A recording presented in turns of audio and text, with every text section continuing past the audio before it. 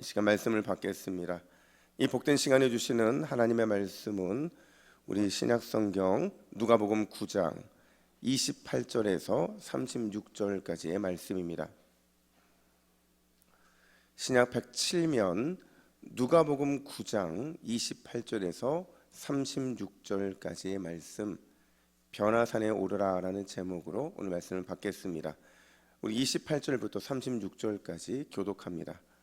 이 말씀을 하신 후 8일쯤 되어 예수께서 베드로와 요한과 야고보를 데리고 기도하시러 산에 올라가사 기도하실 때에 용모가 변화되고 그 옷이 휘어져 광채가 나더라.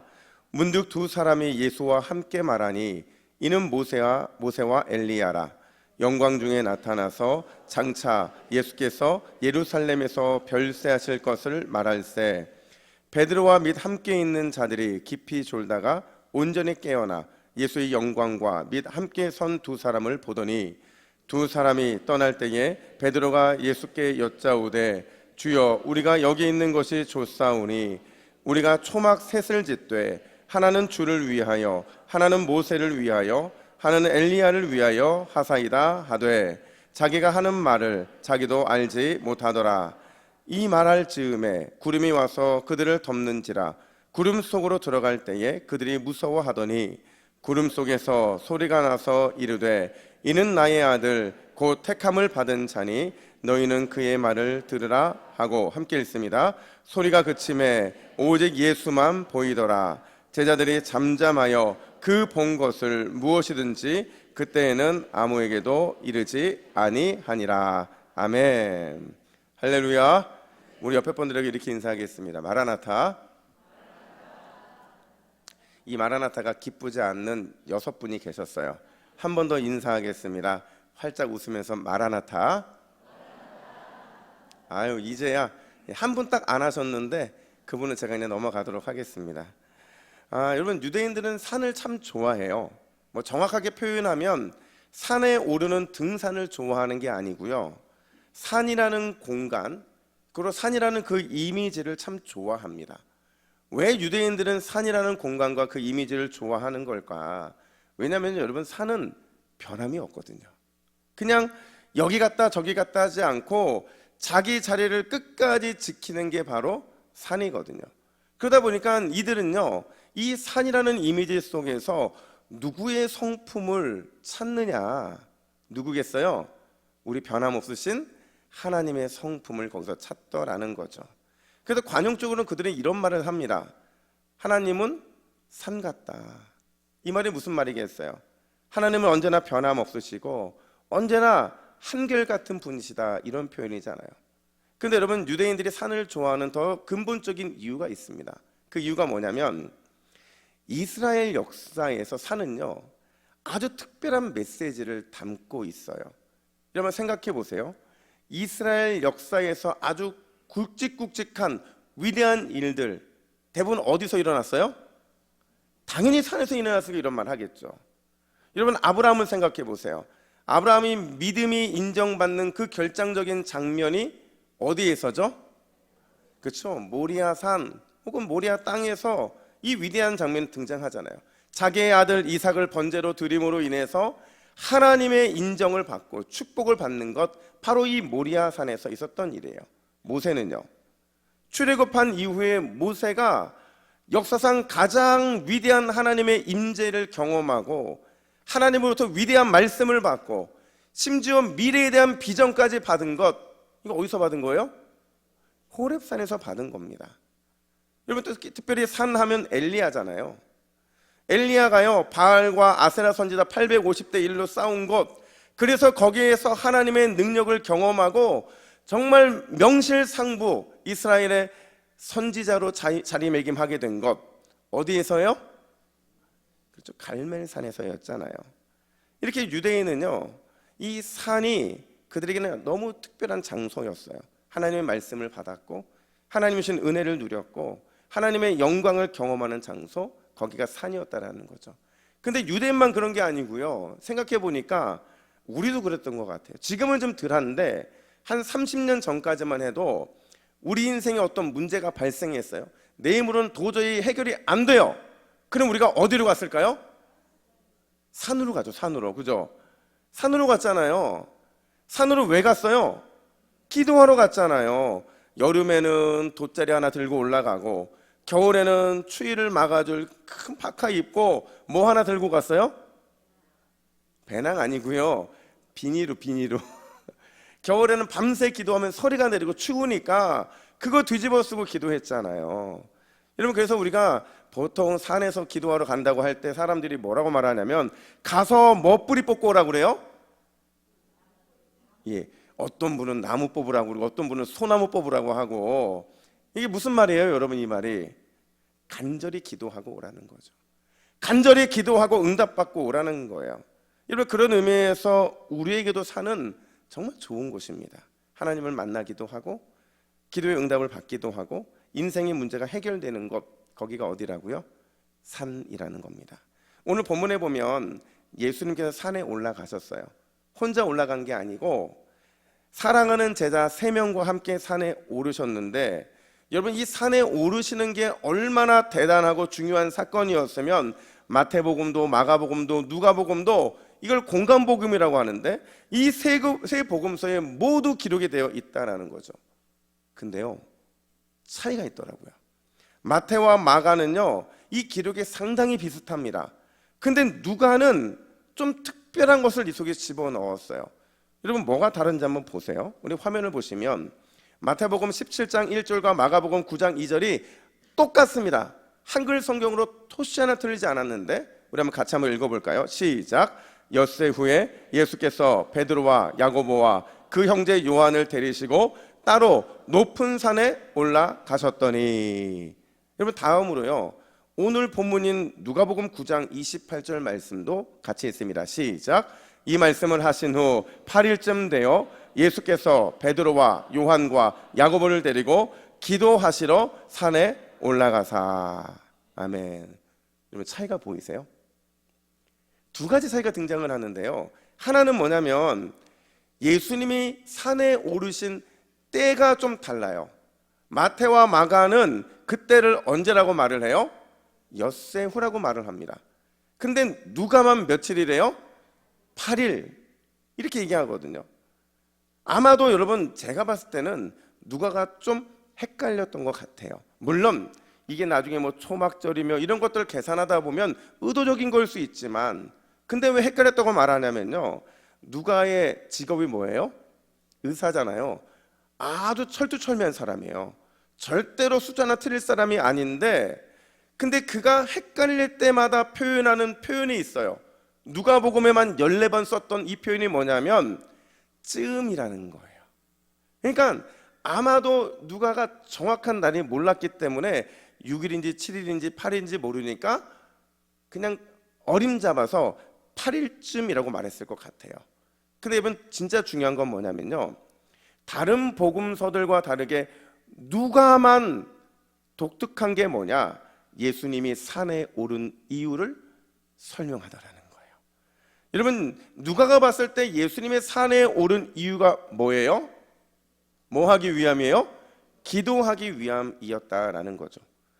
근데 가만히 생각해 보면 여러분, 우리 예수님도요, 늘 기도하기 위해 산에 오르셨어요. 우리는 예수님과 산을 생각해 보면 늘 무슨 생각만 하냐면 마태복음 5장과 7장에 등장하는 산상설교만 생각을 해요. 그렇죠?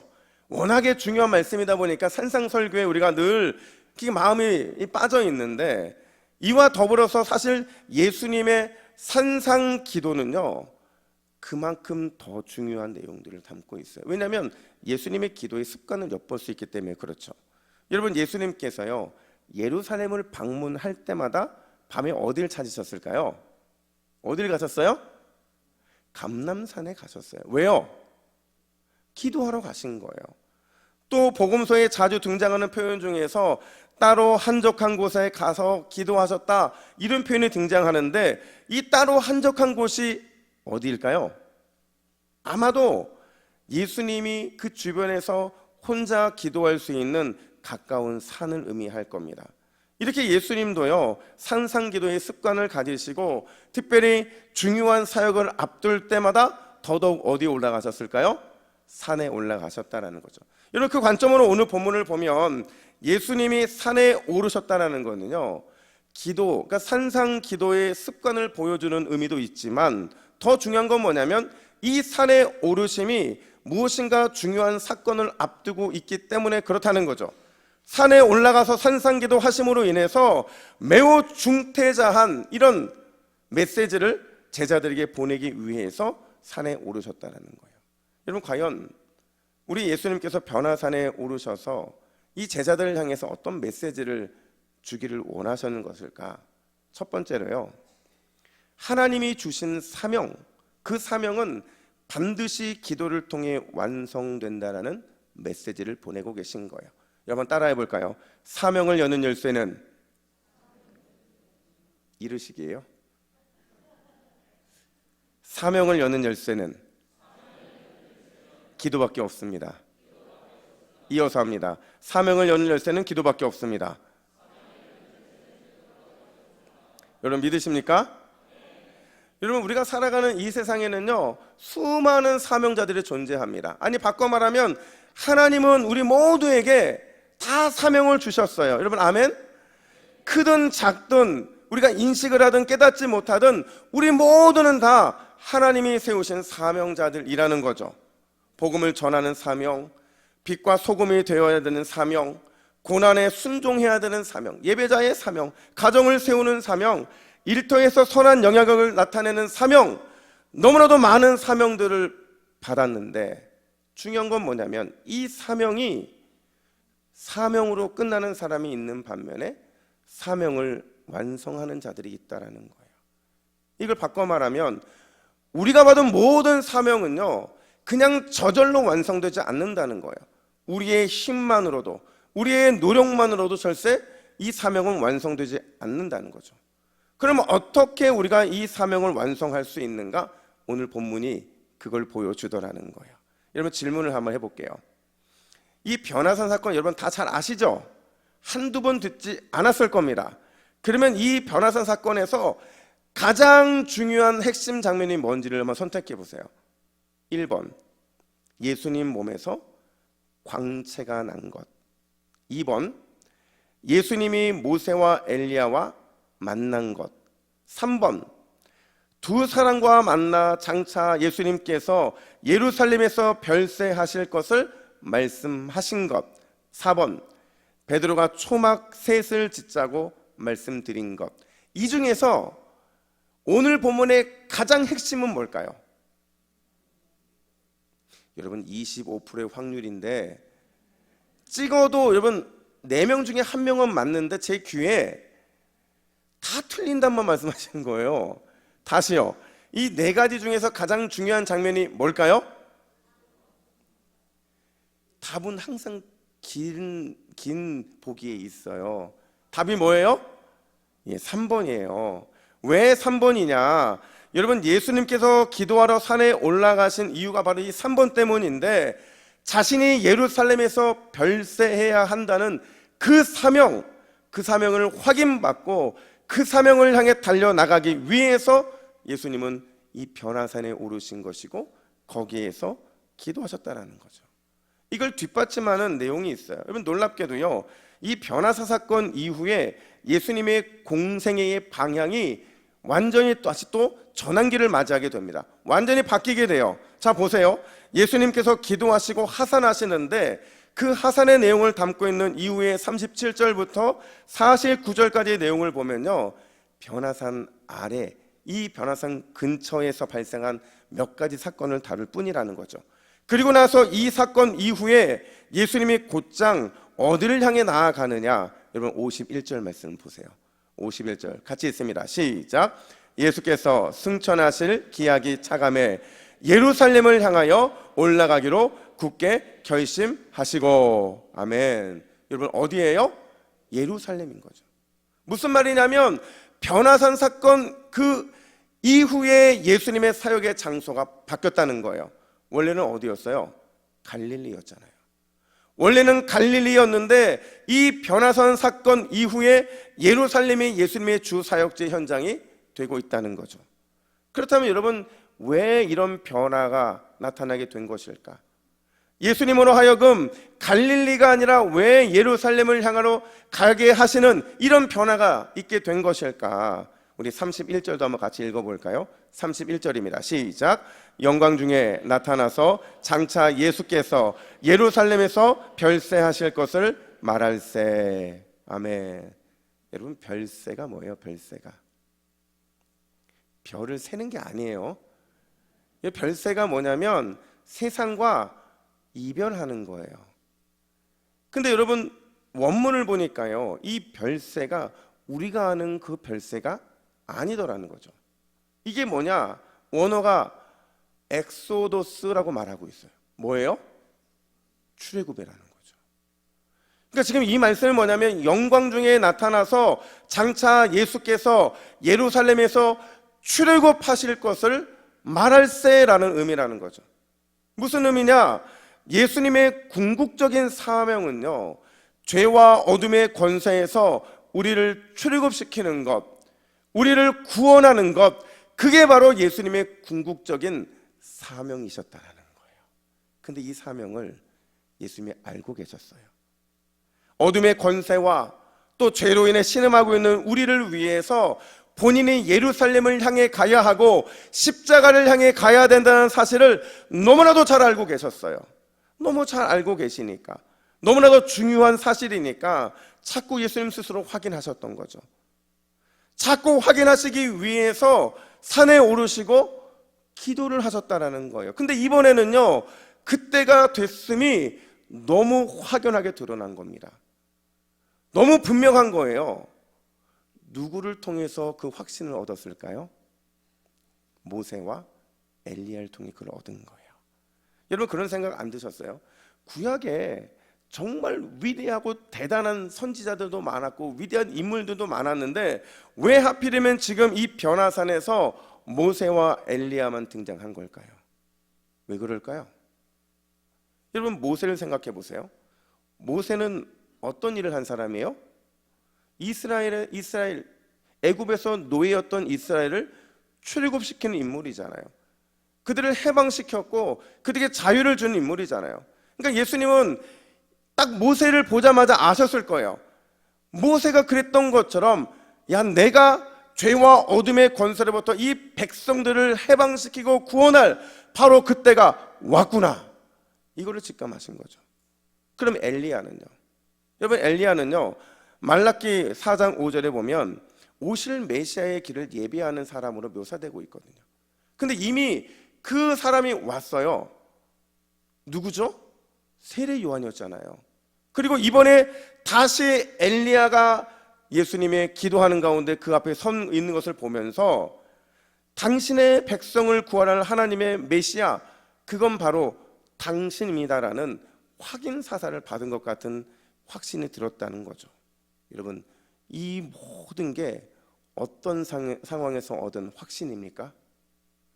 예수님이 변화산에 올라 기도하실 때 얻은 확신이었다는 거죠. 그게 중요하다라는 거예요. 여러분, 우리가 기도할 때 하나님께서는 우리에게 사명도 주시지만 끝까지 기도할 때 사명을 구체화시켜 주시는 줄로 믿습니다. 사명받은 사람은 많지만 사명을 이루는 사람이 적은 이유가 뭐예요? 기도하지 않기 때문에 그런 거예요. 기도하지 않으니까 사명이 중간에 끊어지게 되고 사명을 잃어버리게 되고 사명을 분신할 수밖에 없는 거죠. 자신의 분명한 사명을 알고 기도했던 예수님을 보세요. 그분이 완전한 예수님이심에도 불구하고 완전한 그분이 사명을 위해 기도하셨고 그 사명을 붙드셨고 그 사명을 끝까지 믿음으로 나아가셔서 결국 이루셨잖아요. 그런데 우리 같이 이렇게 불완전한 우리, 더욱 사명을 붙잡고 기도해야 되는데 우리가 그런 삶을 살아가고 있느냐 하는 거죠. 여러분, 제자가 된다는 것은요, 사명을 받는 것에서 출발해서 결국에는 기도함으로 사명을 이루는 것, 그게 진짜 제자가 가야 될 길인 줄로 믿습니다. 여러분, 제가 요즘에요, 진짜 신기한 걸 경험을 해요. 이게 왜 이런 경험을 하나 생각해 보니까, 제가 이전에는 이 담임 목사라고 하는 이 무거운 이 직책을 경험을 안 해보니까 그만큼의 기도를 안 했던 거예요. 그러다 보니까 요즘 참 신기한 걸 경험을 하는데, 제가 요즘에 새벽에 기도하다가 하나님 저에게 주신 말씀이 있었어요. 이 말씀이 저한테는 너무 선명해서 제가 요즘에 이런 교회 되게 되라고 기도하거든요. 뭐라고 기도하냐면 골로새서 1장 19절 말씀인데요, 우리 같이 읽습니다. 시작. 아버지께서는 모든 충만으로 예수 안에 거하게 하시고. 아멘. 충만으로 예수 안에 거하게 하신대요. 여러분, 여기서 충만이라는 것은요, 인간이 형용할 수 없는 단어를 표현하는 겁니다. 그 무엇으로 채울 수 없는 상황인 거예요. 이 교회, 이 예수는요, 교회를 상징하는 거죠. 여러분, 교회의 머리가 누구세요? 예수님이죠. 그러니까 충만으로 예수님 안에 거한다는 것은 주님의 몸된 교회를 충만하게 채워주시겠다는 하나님의 약속의 말씀이거든요. 제가 이걸 새벽에 받고 제가 기도하는데 굉장히 설렜어요. 정말로 너무 설렜어요. 근데요, 진짜 신기한 게 뭐냐면 저희 교회를 위해 기도해 주시는 많은 분들이 계세요. 그리고 우리 교회 안에서도 성도님들이 참 기도를 많이 하시는데, 그분들이요, 지금 공통적으로 받는 하나님의 말씀이 어떤 말씀이냐면 요한복음 1장 14절 말씀이셨어요. 우리 같이 한번 읽어볼까요? 시작.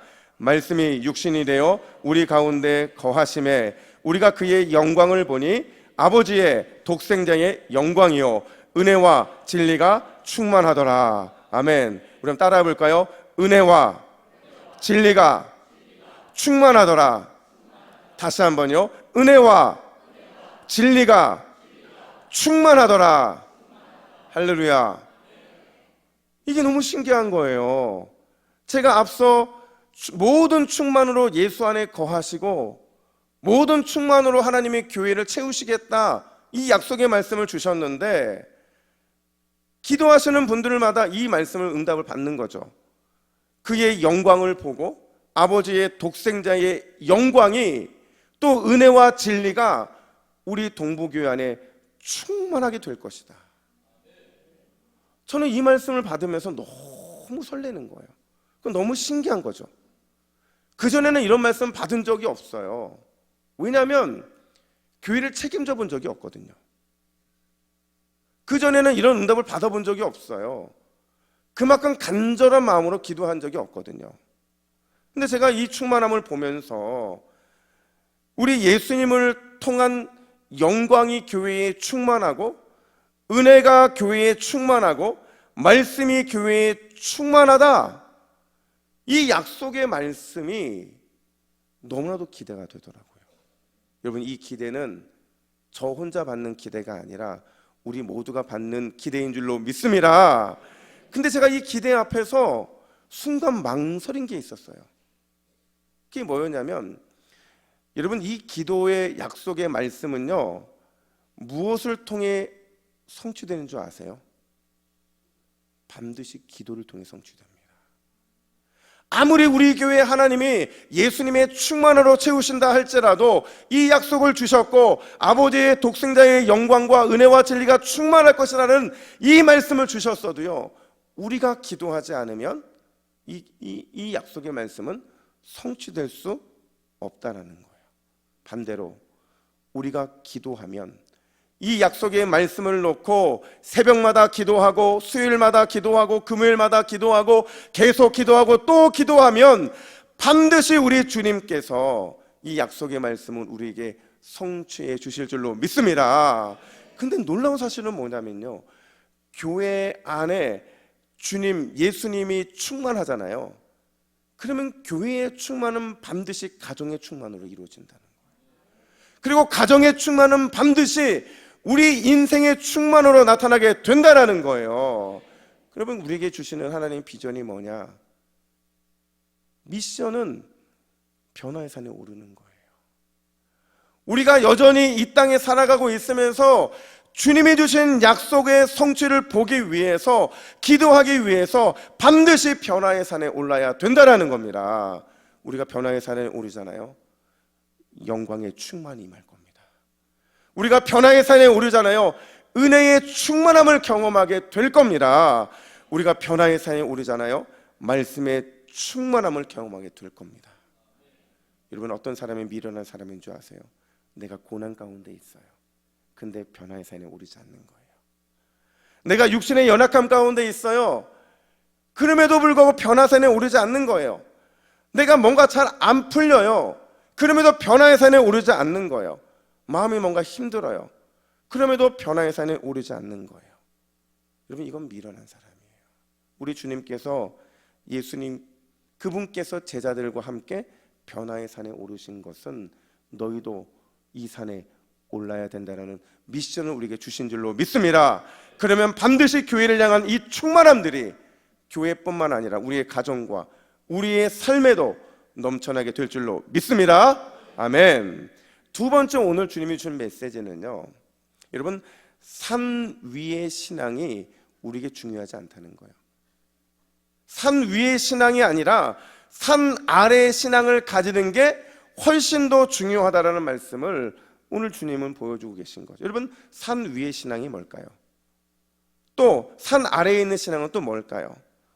사실 오늘 본문의 중반부를 보시면요, 요거 하나 딱 빼잖아요. 그러면 오늘 본문은 너무 아름다운 내용들을 담고 있는 본문이에요. 근데 오게티가 하나가 있는데 그게 뭐냐? 우리 32절 상반절 말씀을 같이 읽습니다. 시작.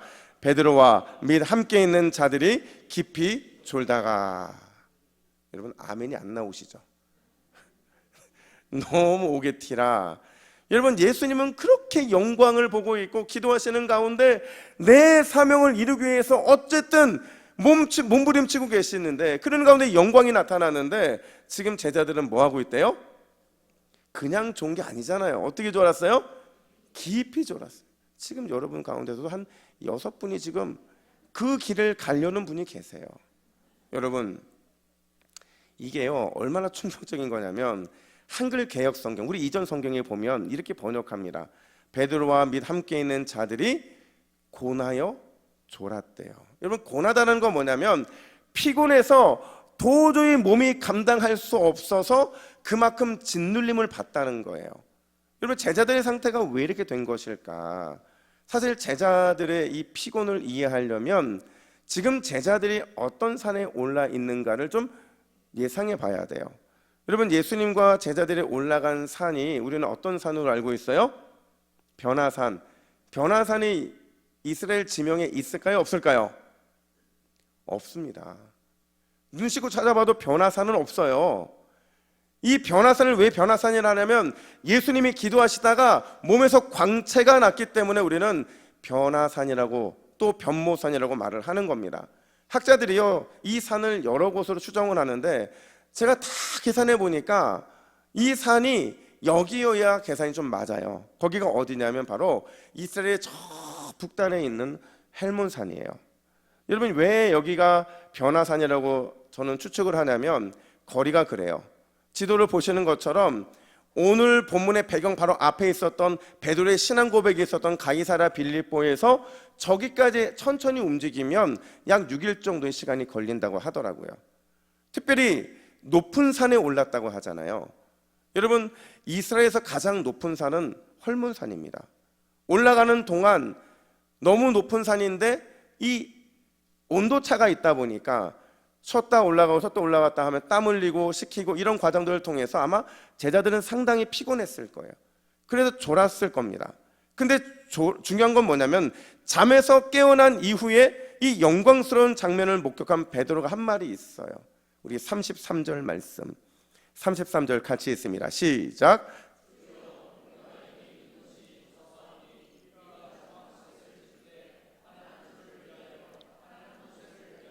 하나는 엘리야를 위하여 하사이다. 여러분 베드로는 너무나도 영광스러운 장면을 목격했어요. 예수님의 몸에서 이 광채가 나는데, 사람의 몸에서 광채가 나는 게 성경에 언제 기록된 줄 아시죠? 모세가 하나님을 만나고 내려왔을 때 광채가 났거든요. 그러니까 지금 역사에서만 봤던 그 광채를 예수님을 통해서 실제로 보고 있는 겁니다. 심지어 믿음의 조상들이라고 말할 수 있는 모세 그리고 엘리야, 이걸 지금 다 보면서 너무나도 황홀하고 신비한 경험을 베드로가 하고 있는 거예요. 그래서 그가 그때 이렇게 요청하죠. 예수님, 저 여기 너무 좋아요. 너무 좋아요. 그냥 여기에 머무르면 안 됩니까? 이런 고백을 합니다. 아마 이런 고백은 남은 두 제자들도 똑같았을 거예요. 근데요, 갑자기 영광의 구름이 제자들을 덮습니다. 그리고 하늘에서 음성이 들려요. 그때 제자들의 마음을 어떻게 표현하느냐? 그들이 무서워하더니 이렇게 말을 해요. 여러분 가만히 생각해 보세요. 분명히 지금까지 눈으로 보던 그 영광이거든요. 눈으로 예수님을 통해서, 모세와 엘리야를 통해서 그 영광을 본인들이 보고 있었어요. 근데 그 영광이 자신들을 덮었을 뿐인데 내가 영광을 덮었다고 해서 갑자기 두려움을 느낀다? 이게 과연 왜 그랬을까? 여러분, 이게 주님이 지금 제자들에게 주는 두 번째 메시지라는 거죠. 마치 똑같은 영광의 구름이고 영광이지만 그것이 두려움을 느낄 정도의 위압감이었다는 것은 그것들이 제자들을 산 밖으로 밀어내는 역할을 하고 있다는 거죠. 여러분, 우리의 신앙은요, 산 위의 신앙이 아니라 산 아래의 신앙이 되어야 하는 이유가 바로 여기에 있다는 거예요. 무슨 말이냐? 우리가 하나님의 영광을 목격했다면, 하나님의 넘치는 은혜를 경험했다면 우리가 있어야 할 곳이 어디라는 거예요? 하나님의 영광과 은혜를 나누고 증거할 우리의 삶의 현장이, 그것이 바로 우리가 있어야 될 것이라는 거죠. 조금 더 구체적으로 말하면 눈으로 보는 영광, 눈으로 보는 은혜, 눈으로 보는 사랑, 여기에 머물러서는 안 되고 몸으로 삶으로 보여주는 영광, 몸으로 삶으로 보여주는 이런 은혜, 몸으로 삶으로 보여주는 사랑, 그 사랑을 여러분들이 보이는 삶을 살아야 된다라는 거예요. 왜냐면요, 지금 산 아래를 보세요. 이 산 아래의 내용을 담고 있는 9장의 남은 내용들을 보면요, 이들이 절대 산에 있으면 안 되는 이유가 등장을 합니다. 여러분, 산 아래는요, 하나님의 영광과 은혜를 경험하지 못한 9명의 제자들이 여전히 있어요. 산 아래는요, 귀신 들려서 말 못하고 간질까지 일으키는 이 아들을 향한 그를 위해 울고 있는 아버지도 있습니다. 산 아래는 여전히 누가 큰지 싸우고 있는 그런 어리석은 사람들도 있어요. 먹을 것을 걱정해야 하는 사람들도 있고요, 아직도 믿음의 결단을 하지 못한 그런 믿음에 연약한 사람들도 있더라는 거죠. 여러분, 우리가 왜 산 아래의 신앙을 가진 사람이 되어야 합니까? 왜 우리가 은혜를 받았으면, 주님의 영광을 받았으면 왜 산 아래로 내려가야 합니까? 내려가서 우리가 경험한 주님의 영광, 우리가 받은 놀라운 은혜, 그 은혜를 산 아래 사람들에게 증거해야 하기 때문인 줄로 믿습니다. 여러분, 우리가요, 너무 우리 신앙을 교회 안에 가둬요. 너무 우리의 신앙을 내 안에 가두는 경향들이 많다는 거죠. 우리가 먼저 사랑을 받은 이유, 먼저 넘치는 은혜와 놀라운 소망을 경험한 이유는 그거 가지고 내려가서 우리 안에 빛나는 그 빛을 가지고 받은 사랑과 소망과 은혜를 나누어줘야 될 그 사람들에게 나누어 주라는 주님의 미션이 있는 겁니다. 그래서 우리는 산 위에 있으면 안 되고 산 아래 내려가야 되는 거죠. 여러분, 암행어사라고 아시죠? 뭐 하는 사람이에요? 뭐 하는 사람이에요? 감찰하는 사람이잖아요. 제가 지난주에 저희 교회 앞에 있는 서동시장을 암행어사처럼 다녀봤어요. 아마 여러분 저 아무도 못 봤을 겁니다. 왜냐면 제가 완전히 무장했어요. 완전히 무장하고 서동시장을 싹 돌면서 우리 성도님들의 이제 사업장을 멀리서 바라보고 그분들의 표정, 그분들의 말하는 거, 사람을 대하는 거 쫙 봤어요. 그리고 오며 가며 서동시장에 들린 성도들 봤을까요? 못 봤을까요? 봤어요. 제가 이렇게 보니까 딱 두 종류로 나뉘더라고요. 두 종류로 나뉜 서동시장 사람들. 어떻게 나뉘냐면요, 산 위에 머물러 있는 사람들이 너무 많더라고요. 여러분, 산 위에 머물러 있다는 건 뭐예요? 나는 은혜 받았고 나는 하나님의 영광을 받는 사람이지만 그게 표현되지 않는 거예요. 근데 또 어떤 사람을 봤냐면 산 아래에 내려와서 이 변화산의 영광과 기쁨을 나누고 있는 사람들도 있더라는 거죠. 제가 깜짝 놀란 게 이러고 보고 있는데 저 완벽하게 감췄다 생각했거든요. 근데 누가 갑자기 인사를 해. 제가 얼마나 놀랐는지 제가 이렇게 했습니다. 그러니까 그분이 이해를 못했는지 또 인사를 하는 거예요. 그래서 제가 가시라고. 그분한테 너무 죄송하지만 제가 서동시장을 한번 시찰 갔다 오고 나니까 알겠는 거예요. 여러분, 은혜를 받으셨습니까? 주님의 사랑을 느끼셨습니까? 주님 주신 소망을 붙잡으셨습니까? 반드시 하산하시기를 간절히 축복합니다. 하산해서 여러분의 가정으로 내려가시고 하산하셔서 여러분의 학교와 직장으로 내려가셔야 된다는 거예요. 왜냐하면 거기에 여러분이 나눠줄 사랑, 여러분이 나눠줄 은혜, 여러분이 나눠줄 소망의 사람들이 머물러 있는 현장이기 때문에 그렇다는 거죠. 여러분이 안 내려가면 이들을 누가 책임지겠냐는 거예요. 여러분, 제가 얼마 전에 사우나에 갔어요. 사우나에 갔는데 늘 사우나 갈 때마다 봤던 문구인데도 갑자기 막 확 와닿는 문구가 있었어요. 그게 뭐냐? 바로 이거였어요. 귀중품은 데스크에 맡기십시오. 맡기지 않는 물건은 책임지지 않습니다. 어떻게 이렇게 잘 아세요? 같은 거 보신 거죠? 근데 이게요, 저는 이렇게 느껴지더라고요. 여러분, 하나님께서 맡겨주신 약속은 우리가 기도하지 않으면, 기도함으로 하나님께 맡겨드리지 않으면 분실될 수도 있어요. 기도해서 하나님의 자녀 삼아 주셔서 우리에게 맡겨주신 이 약속이고 사명인데 이거 분실하면 되겠냐는 거죠. 여러분, 기도해야 하나님께 맡겨야 안전하고 또 완성되게 될 줄로 믿습니다.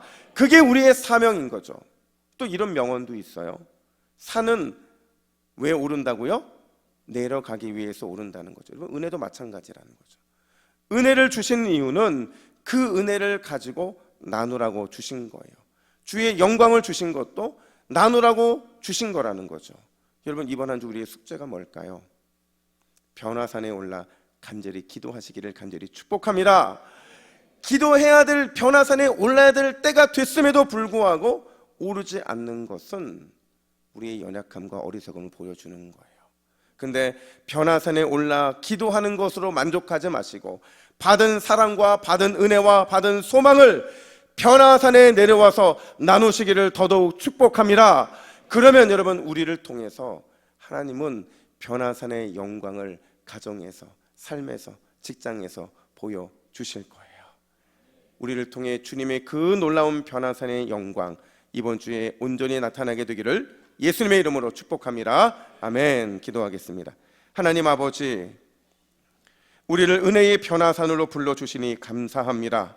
하나님께서 우리를 변화산으로 부르신 이유는 우리에게 주신 사명, 그 사명 잘 감당케 하기 위함인 줄로 믿습니다. 기도가 사명을 여는 귀한 열쇠인 것을 기억하게 하여 주시고 이번 한 주도 간절히 기도의 자리를 찾는 우리 동부교회 믿음의 가족들이 되게 하여 주시옵소서.